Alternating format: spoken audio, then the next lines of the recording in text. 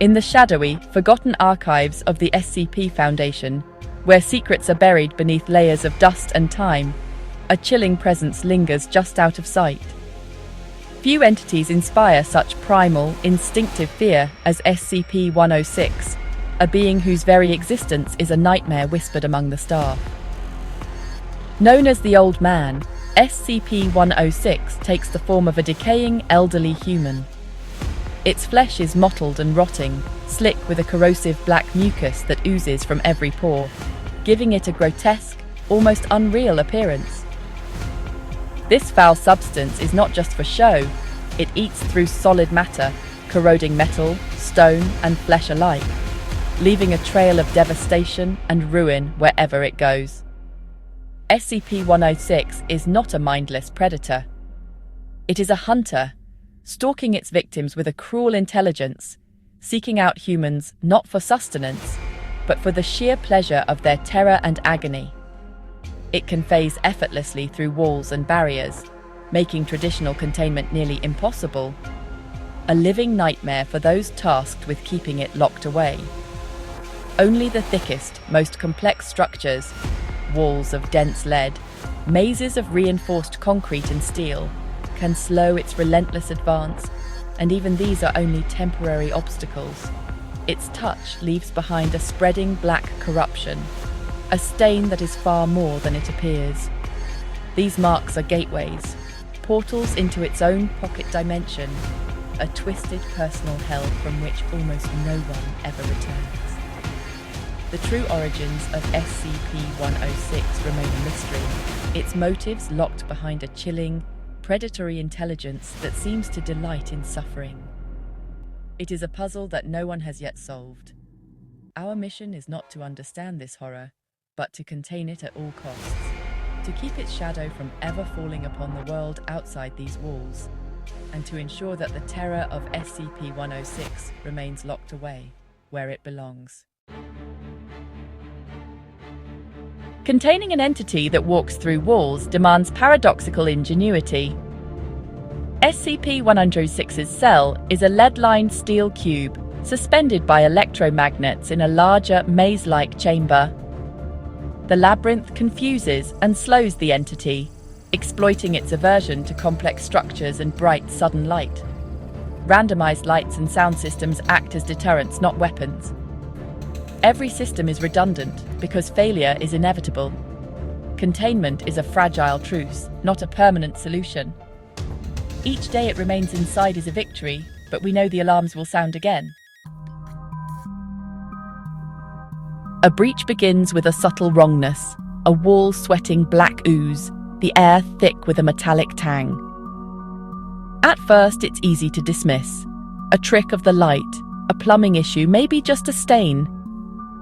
But then the gurgling starts, a wet, unnatural sound that crawls up your spine, followed by the shrill blare of the corrosion alarm. That's when everyone knows. It's happening again. The black liquid bubbles and spreads, eating away at concrete and steel, leaving behind warped, rotting surfaces. The facility itself seems to groan in protest.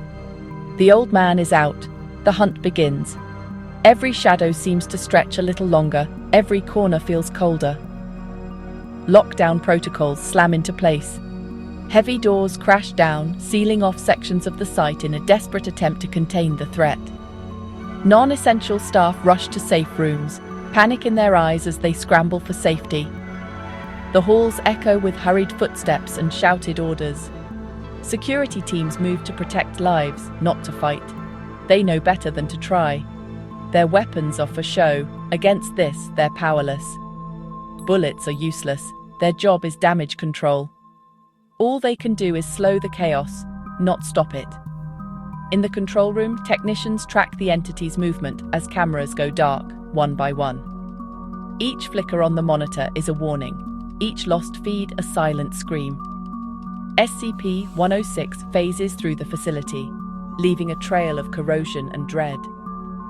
The walls rot, the floors buckle, and the air grows colder wherever it passes. It toys with us, appearing in random places, spreading terror. Sometimes it's just a glimpse, a shadow at the end of a hallway, a fleeting shape in the corner of your eye. Sometimes it stands motionless for hours, a silhouette of dread, before vanishing. The waiting is almost worse than the attack. Each breach is a psychological assault, a reminder we are not its jailers, only its neighbors. Fear seeps into every corner, infecting even the bravest among us. The old man enjoys the fear it creates, and every breach is a brutal reminder of our vulnerability.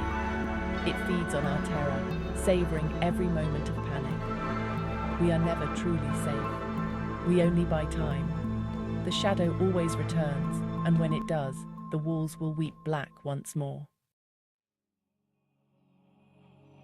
When all else fails, the site director authorizes Protocol 110 Montauk, known grimly as the Femur breaker. A D-class subject is restrained and subjected to a traumatic injury, their screams broadcast facility-wide. The agony acts as an irresistible lure.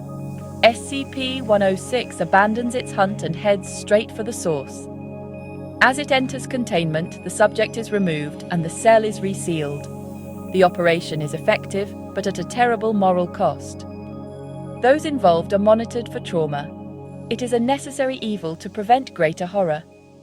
The price is steep, but it keeps the world safe from the old man. Every success is bittersweet, marked by sacrifice. The true terror of SCP-106 is being taken alive into its pocket dimension. Survivors describe a shifting labyrinth coated in black slime, where time and space are meaningless. The air reeks of decay. The only sounds are distant screams and a constant low hum. SCP-106 controls everything, creating illusions to torment its prey. False exits, loved ones decaying before their eyes. It feeds on hope and despair, stalking victims before finally striking. Few escape, and those who do are scarred, both physically and mentally. They speak of a throne room where the old man watches, a god in his own nightmare realm. These accounts reinforce the absolute necessity of containment. Agent. A veteran was pulled into the pocket dimension during a breach. He wandered a maze of black ooze, stalked by the old man, tormented by illusions and despair. The entity appeared, grinning, never attacking, just watching. It created visions of hope, only to snatch them away. His suffering was entertainment for SCP-106. Escape came by chance. He stumbled through a rippling wall and fell back into our world. Found hours later, he was malnourished, his arm rotting with black decay. He survived, but part of him remains lost in that nightmare. The old man's shadow never truly leaves its victims. During a breach, the control room becomes a fragile island of order, surrounded by chaos and uncertainty. The hum of machines and the flicker of monitors are the only constants as the outside world unravels. Every staff member knows that, in these moments, their decisions could mean life or death for those in the facility. Radio reports shift from calm, routine updates to frantic, desperate calls for backup as SCP-106 moves through the facility. The tension in the air is palpable, every word over the radio carrying the weight of fear. Then, a scream. Cut short, echoing through the speakers and chilling everyone to the bone. A voice is lost to static, replaced by a wet, gurgling sound that no one wants to identify. The silence that follows is heavy, as if the room itself is holding its breath, waiting for the next horror to unfold. Panic here is quiet, a creeping, suffocating dread as staff watch the monster's progress on their screens, powerless to intervene. Every movement of SCP-106 is tracked, but there's nothing they can do except hope it doesn't come for them next. Sometimes, radios pick up distorted cries from the pocket dimension, agents begging for help from a place beyond reach, their voices warped by distance and terror. These transmissions haunt the staff, lingering in their minds long after the radios fall silent. These transmissions are a form of psychological warfare, turning the control room into a chamber of helpless mourners. Each message is a reminder of the lives slipping away, and the staff can do nothing but listen. Every lost signal is a reminder of the horror lurking just beyond the walls, a silent alarm that something terrible has happened and more may follow. The staff can only watch, report, and hope to survive the night, clinging to the faint hope that order will be restored before the darkness claims them all. Profiling SCP-106 is like mapping a shifting ocean. It is a patient, sadistic predator, driven by the desire to inflict suffering, not by need. It prefers victims in their prime, especially those who display strong fear or despair. The Femur breaker works because it generates pure agony, irresistible to the old man. In its pocket dimension, it becomes a god, constructing elaborate psychological traps.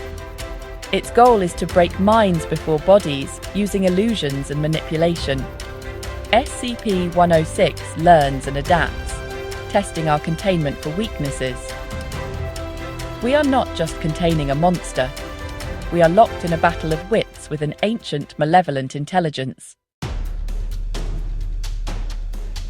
As of now, SCP-106 remains contained, but no one believes the calm will last. The old man is patient, a silent threat at the heart of our facility. Every attempt to study or contain it is fraught with risk. We develop new deterrents, but we don't know if it can ever be destroyed. Its legacy is written in black stains and haunted eyes. Every new anomaly is measured against the old man.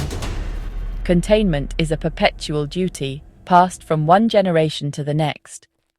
We do this not because we can win, but because we cannot afford to lose.